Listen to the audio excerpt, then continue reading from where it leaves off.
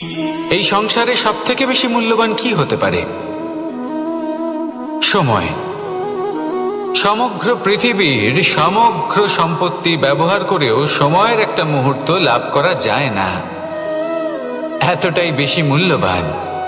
আর এই সময়কেই আপনি হেলায় নষ্ট করতে থাকেন, এর সদ্ব্যবহার করেন না, নিজের স্বপ্ন পূরণ করেন না। আর যখন এই সময় পার হয়ে যায় তখন মনে হয় আর তো সময় অবশিষ্ট নেই। এটা হলো অনুচিত। তাই এই সময়ের সদ্ব্যবহার করুন, শ্রেষ্ঠ কর্ম করুন, সেই সকল কর্ম করুন যা আপনি করতে চান, সেই সকল স্বপ্ন পূরণ করুন। এই সময় ব্যর্থ হতে দেবেন না। এই সময় কারোর জন্য থেমে থাকে না। আর একবার এই সময় পার হয়ে গেলে আর আপনি তার সদ্ব্যবহার না করলে এই সময়ই এসে আপনার বিনাশ ঘটাবে। এই সময়কে সম্মান করুন আর আমার সাথে ভালোবেসে বলুন, রাধা রাধা। সূর্যের প্রকাশ, অন্ধকারকে দূর করে দেওয়া সেই মহানায়ক। এই সূর্যের প্রকাশ যখন পৃথিবীতে এসে পৌঁছয় কি হয়?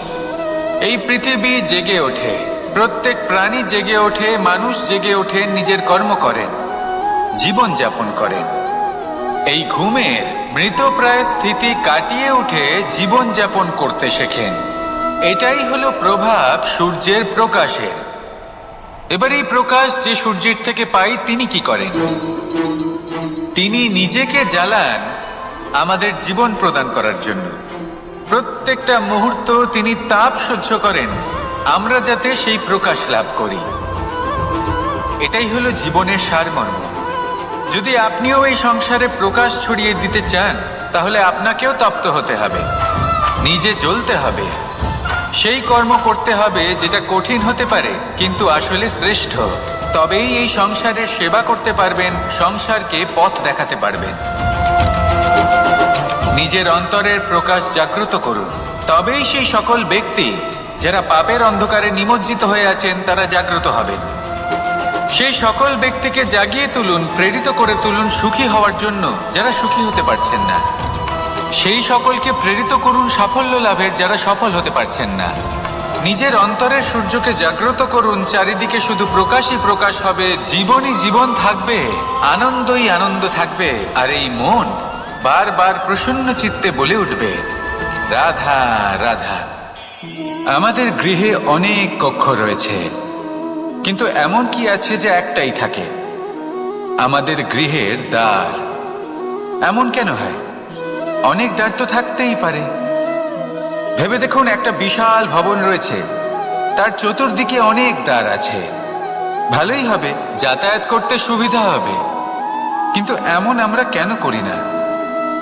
এবার আপনি বলবেন যে এটার উত্তর তো সহজ। যতগুলো দ্বার থাকবে ততজন দ্বারপালও থাকবে। কে কখন কোথা থেকে আসবে, কোথায় চলে যাবে সেদিকে খেয়াল থাকবে না, চুরির সম্ভাবনাও বেড়ে যাবে। যাক, এই বিষয় অন্তত আপনি বোঝেন। সেই জন্য আপনার গৃহে একটাই দ্বার রয়েছে। কিন্তু আপনার মনের বিষয় কি জানেন? আপনার মনেও কি কোনো দ্বার আছে? নেই? তার মানে যে কোনো ব্যক্তি যেখান থেকে খুশি আসতে পারে আর আপনার মনে যা খুশি প্রবেশ করিয়ে চলে যেতে পারে। কোনো বাধার সম্মুখীন না হয়ে কোনো ব্যক্তি আপনার মনে যা কিছু প্রবেশ করিয়ে চলে যাবে, তা সে আমাদের পক্ষে শুভ হোক, অশুভ হোক বা যতই ঘাতক হোক না কেন। সেই ভাবনা হতে পারে বাসনাময়, ক্রোধে পরিপূর্ণ, মতভেদে পরিপূর্ণ, বিদ্বেষ বা অহংকারে পরিপূর্ণ, বা কোনো ব্যর্থ ভাবনা হতে পারে। বিশ্বের যে কোনো ভাবনা মনে এসে বসবাস করতে পারে। এবার মনে যা ভাবনা থাকবে মন সেটাই অনুভব করবে। নেতিবাচক ভাবনা যদি মনে ঘর করে মন সুখ অনুভব কি করে করবে? সেই জন্য আবশ্যক হলো মনের মাঝে ইতিবাচক সত্তার দ্বার গড়ে তোলা। অর্থাৎ কোনো ভাবনা যদি আসে এবং ইতিবাচক হয় তাহলে তাকে মনে প্রবেশ করতে দিন। যদি তা আপনাকে আর্থিক, সামাজিক, পারিবারিক, আধ্যাত্মিক লাভ দেয় তাহলে তাকে প্রবেশ করতে দিন। যদি না দেয়, যদি তা নেতিবাচক ভাবনা হয় তাকে দ্বার থেকেই আবার ফিরিয়ে দিন। যত শুভ চিন্তায় থাকবে এই মন, ততই শুভ হবে আপনার জীবন। আর এই মন সুপ্রসন্ন হয়ে বলবে, রাধা রাধা। আমি জীবনে অনেক ভালো মানুষের সংস্পর্শে এসেছি, এমন ব্যক্তি যিনি আজীবন জ্ঞান লাভ করে থাকেন, পড়তেই থাকেন, পড়তেই থাকেন, জ্ঞান অর্জন করতেই থাকেন, অত্যাধিক জ্ঞান অর্জন করতে থাকেন। কিন্তু এইটুকুই কি যথেষ্ট? ধরে নিন কোনো ব্যক্তি শিল্পকলার বিষয়ে অনেক বই পড়ে ফেলেছেন, কিন্তু কখনো শিল্পকর্মই করেননি। তাহলে সেই জ্ঞানের কি লাভ? কোনো লাভ নেই। এবার এটাই আমাদের জীবনে শেখা প্রয়োজন। আমরা জ্ঞান অর্জন করি কিন্তু তা যাপন করি না, তা কর্মজীবনে প্রয়োগ করি না। তাহলে এতে কি লাভ হবে? জ্ঞান আছেই সেই জন্য যাতে আমরা জীবনকে আরো শ্রেষ্ঠ করে তোলার জন্য তাকে প্রয়োগ করি।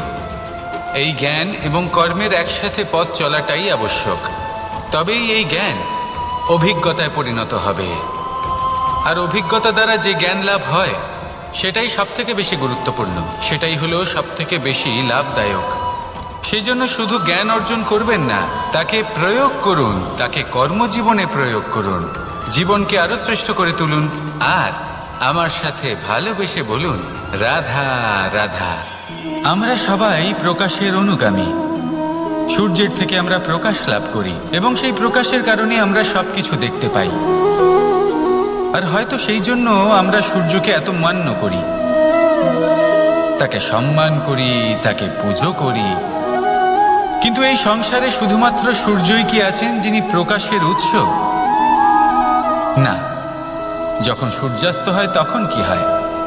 তখন চন্দ্রমা প্রকাশ দিয়ে থাকেন, উনি আমাদের পথ দেখান। আর যখন চন্দ্রমা থাকেন না তখন কি হয়? তখন আমাদের গৃহ প্রকাশময় করে তোলে ছোট্ট একটা প্রদীপ। অর্থাৎ আকার বা নাম গুরুত্বপূর্ণ নয়, গুরুত্বপূর্ণ হলো গুণ। আপনিও এই গুণগুলি আপন করুন। চন্দ্রমা বা প্রদীপের মতো সূর্যের অনুপস্থিতিতেও প্রকাশের কিরণ ছড়িয়ে দিন। সৎপথে চলুন আর আমার সাথে ভালোবেসে বলুন, রাধা রাধা।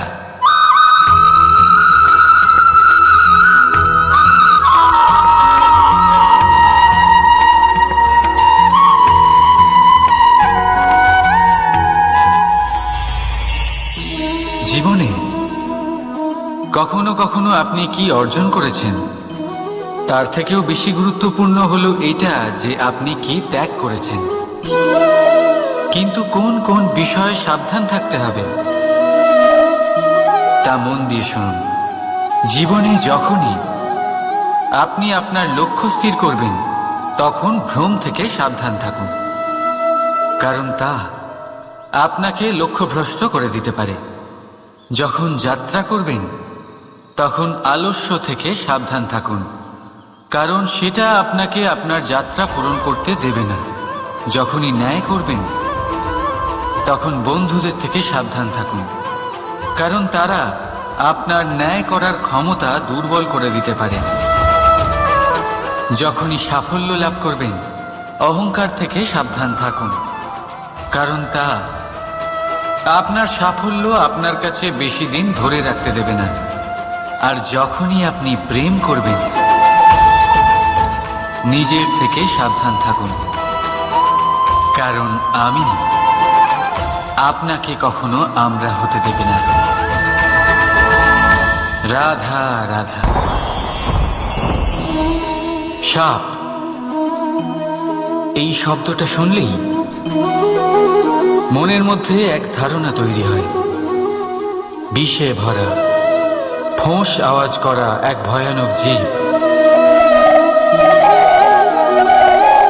যদি এই সাপ কারোর বাড়িতে ঢুকে পড়ে কোলাহল সৃষ্টি হয়ে যায়, লোকে সুরক্ষিত স্থান খুঁজতে থাকে, ভিড় জমা হয়ে যায় সেই সাপের প্রাণ নেওয়ার জন্য। কিন্তু যদি এই সাপ কোনো মন্দিরে দেখতে পাওয়া যায় তাহলে কি হবে? লোকে সেই সাপের সামনে নিজের মাথা নত করবেন, প্রার্থনা করবেন, হাত জোড় করবেন, দুধ খাওয়াবেন, তাকে শিবের আশীর্বাদ মনে করবেন। তাহলে এই বিষয়ে আপনার মতামত কি? ভাবুন, মানুষগুলো সেই একই ছিল, সাপও সেই একই, তাহলে পরিস্থিতিতে এত তফাৎ কেন? কোথাও সেই সাপের প্রাণ নেওয়া হচ্ছে, আবার কোথাও সেই সাপকে পুজো করা হচ্ছে। তফাতের কারণ হলো সংস্পর্শ আর স্থান। যখন সেই সাপ শিবের সংস্পর্শে ছিল, মন্দিরের পবিত্র আবহাওয়াতে ছিল, তখন সে দেবতুল্য হয়ে উঠেছিল, নয়তো সে আমাদের কাছে শত্রুই ছিল, তাই না? তাই নিজের জীবনে সংস্পর্শ আর স্থানের চয়ন খুব ভেবেচিন্তে করুন, কারণ এই সংসার আপনার ব্যক্তিত্বের আন্দাজ আপনার সংস্পর্শ থেকেই করবে। আর হ্যাঁ, এখানে বিষয় ধনী বা গরিবের নয়, এখানে বিষয় হল সংস্কারী আর সদাচারীর সঙ্গে। সদাচারীর সঙ্গ সবসময় সম্মানের কারণ হয়। রাধা রাধা। এই সংসারে জ্ঞানী কে? সেই ব্যক্তি যিনি বেদের অর্থ বোঝেন, নাকি তিনি যিনি জন্ম এবং মৃত্যুর রহস্যের সমাধান করেছেন, নাকি তিনি যিনি 64 কলায় নিপুণ? না, এই সংসারে জ্ঞানী তিনি যিনি কেবলমাত্র একটা পার্থক্য বোঝেন, পার্থক্য মেনে নেওয়া আর দৃঢ় হওয়ার মধ্যে। শব্দগুলি অত্যন্ত সরল, কিন্তু যদি মন দিয়ে ভেবে দেখেন তাহলে এর অর্থ অত্যন্ত গুরুত্বপূর্ণ। বুঝিয়ে বলছি আপনাকে, যদি মেনে নেন তাহলে হার, কিন্তু যদি দৃঢ় হন তাহলে জিত। যদি মেনে নেন তাহলে কেউ আপন, কিন্তু আপনি দৃঢ় হলে সে আপনার শত্রু। মেনে নিলে ভগবান আছেন, আর দৃঢ় হলে তা শুধুমাত্রই এক পাথর। শুধু এই পার্থক্যগুলি বুঝে নিন, সংসারের সমস্ত কিছুই আপনার কাছে পরিষ্কার হয়ে যাবে। রাধা রাধা। দৃষ্টি মানুষকে দেওয়া প্রকৃতির অন্যতম শ্রেষ্ঠ উপহার। সেই দৃষ্টি যার জন্য মানুষ এই সংসার দেখতে পারে, নিজের পথ দেখতে পারে। কিন্তু সংসারে দৃষ্টি লাভ করেও সবাই মহান হতে পারে না, প্রসন্ন হতে পারে না। প্রসন্ন শুধুমাত্র তারাই হয় যাদের দৃষ্টিভঙ্গি শুভ হয়। এবারে যারা গোলাপে শুধুমাত্র কাঁটা খুঁজে পায়, তাদের হাত অবশ্যই সেই কাঁটা দ্বারা আঘাতপ্রাপ্ত হয়, কারণ তাদের দৃষ্টি শুধুমাত্র কাঁটা অবধি সীমিত থাকে। কিন্তু সুগন্ধ প্রস্তুতকারক পাপড়ি অবশ্যই খুঁজে বার করেন। কেন? একটু ভেবে দেখুন। যারা অন্ধকারে আলো পেতে চান, তাদের কাছে প্রদীপ ও সূর্যের মতো মনে হয়, কিন্তু যারা খুঁত বার করতে চান, তারা সেই প্রদীপের নিচে অন্ধকারই খুঁজে পান। যারা ভালোবাসা পেতে চান, তারা অচেনা মানুষের মধ্যেও স্নেহ খুঁজে পান, নয়তো কাউকে পেয়েও তাদের না চিনতে পারা মানুষের অভাব নেই। দৃষ্টি আমাদের দেখায়, কিন্তু দৃষ্টিভঙ্গি আমাদের সেটা দেখায় যা আমরা দেখতে চাই। যেমন আপনার ভাবনা হবে, সেটাই সত্যি হয়ে আপনার সামনে আসবে। তাই আপনার ভাবনাগুলিকে শুভ করুন আর ভালোবেসে বলুন, রাধা রাধা। আমার সামনে রয়েছে গরুর দুধ, যা 2 দিন পর্যন্ত ভালো থাকে। যদি এই দুধ গরম করে জমানো হয়, তাহলে তৈরি হয় দই, যা 3-4 দিন অবধি ভালো থাকে। যদি এই দইকে মন্থন করেন, তৈরি হবে মাখন, যা অনেক সপ্তাহ ভালো থাকে। আর যদি এই মাখন ফোটানো হয়, তাহলে তৈরি হয় ঘি, যা বহু বছর ভালো থাকে। মানেটা বুঝলেন? তাপ আর মন্থন। জীবনে যত পরীক্ষায় উত্তীর্ণ হতে পারবেন, যত কষ্টের তাপ সহ্য করতে পারবেন, যত মন্থনের বাধা পেরোতে পারবেন, ততই যশ, শক্তি আর সামর্থ্য বাড়তে থাকবে। তাই কর্ম করুন, কঠিন বাধার সম্মুখীন হন, আর মন্থন করে মন শুদ্ধ রাখুন। মন প্রসন্ন হয়ে বলবে, রাধা রাধা।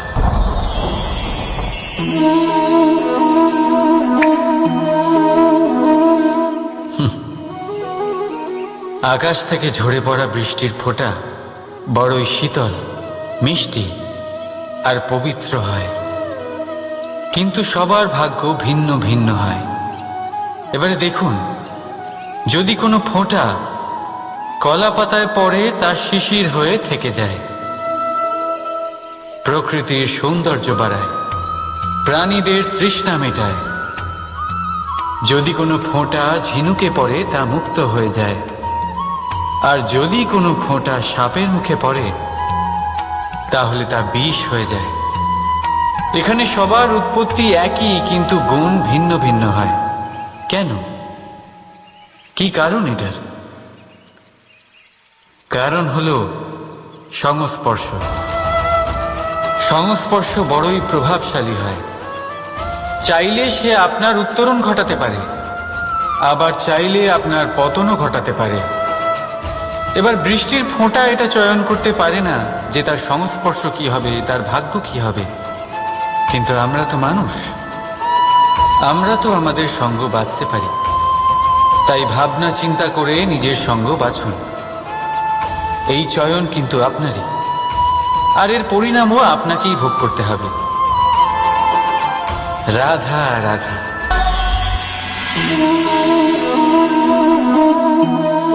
এই ফল দেখতে পাচ্ছেন আপনি? সবাই জানে এই ফলের থেকে বেরোনো বীজ একটা নতুন বৃক্ষকে জন্ম দেবে, যে নতুন বৃক্ষ আবার এমন এক ফলের জন্ম দেবে। কিন্তু আপনি কি কখনো ভেবে দেখেছেন ফল আর বীজের সম্পর্ক এতই গভীর, অথচ বৃক্ষের মূল আর বৃক্ষের শাখার মধ্যে এত দূরত্ব কেন? কারণ দূরত্ব অতি আবশ্যক। যদি আপনি কাউকে নিজের কাছে চিরকালের জন্য রাখতে চান, তখন তাদের থেকে দূরত্ব কিছু সময় দরকারি। এই দূরত্বই হলো সেই কারণ যার জন্য আপনি আপনার সঙ্গীর মাহাত্ম্য বুঝতে পারেন। এই দূরত্বের জন্যই আপনি আরো প্রেরণা পান যাতে তাদের সাথে আবার দেখা হয়। আর সেই জন্য মনে রাখবেন, দূরত্ব কখনোই খারাপ নয়। ফলের থেকে বীজের এই দূরত্বই নতুন ফল হওয়ার কারণ হয়ে দাঁড়ায়। প্রেমের আসল পরীক্ষা হয় এই দূরত্ব দিয়েই। তাই দূরত্বের সাথেও প্রেম করুন, আর ভালোবেসে বলুন, রাধা রাধা।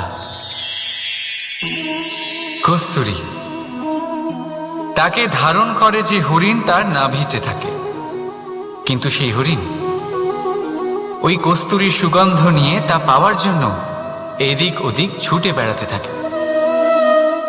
সেই হরিণ এই কস্তুরী অবশ্যই পেতে পারে যদি সে নিজের ভেতরে উঁকি মেরে দেখে। এবারে দেখুন, সুর বাঁশির মধ্যেই থাকে, শুধু প্রয়োজন তাকে খুঁজে বার করার চেষ্টা, অবিরাম চেষ্টা। ঠিক এরকমই হয় আমাদের শক্তি, যা আমাদের ভিতরে লুকিয়ে আছে। ভাবুন, যখন পরমাত্মা আমাদের ভেতরেই আছেন, তখন তাকে আমরা বাইরে খুঁজব কেন? আমরা নিজেদের অন্তরে তখনই দেখি যখন অপরের থেকে সাহায্যের সমস্ত আশাই শেষ হয়ে যায়। তাই জীবনে কেউ সাহায্য করবে এই আশা করে বসে থাকবেন না, নিজেই নিজেকে সাহায্য করুন। রণক্ষেত্রে আপনি ভালো সারথি পেতেই পারেন, কিন্তু জীবনের এই যাত্রাপথে আপনাকেই নিজের সারথি হতে হবে। রাধা রাধা।